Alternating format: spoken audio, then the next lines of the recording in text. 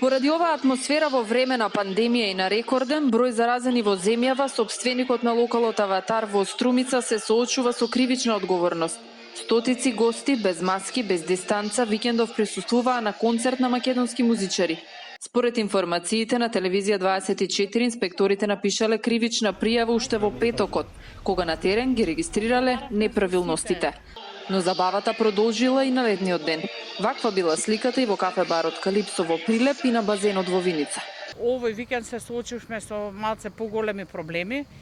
Имавме и во Виница, во Струмица, во Кавадарци, во Прилеп, во Велес, значи на територија на цела Македонија. Саботата беше луда журка и не само што нашите колеги на терен утврдија, туку и гледавме и по социјалните мрежи. Казните се кривични, нема друга казна, по основ на одлуките што се донесени од владата.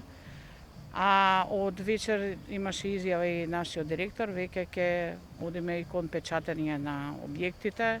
Од МВР велат дека до попладнево денеска не добиле ниту една кривична пријава поврзана со овој случај. Менаџментот на Аватар реагира дека објектот е на отворено и работат по закон како кафе-бар, а не и клуб после полноќ. Масите се на соодветно растојание, на сите има средства за дезинфекција. Вработените постојано носат заштитни маски.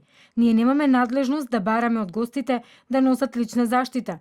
Тие самите одговараат за себе. Работиме на ист начин како и сите други угостителски објекти во градот. Не сме единствените. Скоро во секој втор локал во градот, кој за неколку пати помал од нашиот, има слични забави, но за тоа никој не реагира и не споделува фотографии и видеа по социјалните мрежи. Освен организираните забави по локали, мерките за заштита од коронавирусот не се почитуваат и на приватни прослави, каде што има и по стотина гости, како што е случајот со оваа свадба во Велес. Секој поголем настан е еден вид на криза, вели за телевизија 24 министерот за здравство Венко Филипче. Бара одговорност и почитување на мерките од граѓаните. Секоја организација и секој настан има протоколи врз основа на кои што тој треба да се спроведува. И апсолутно инсистираме да тие се спроведуваат.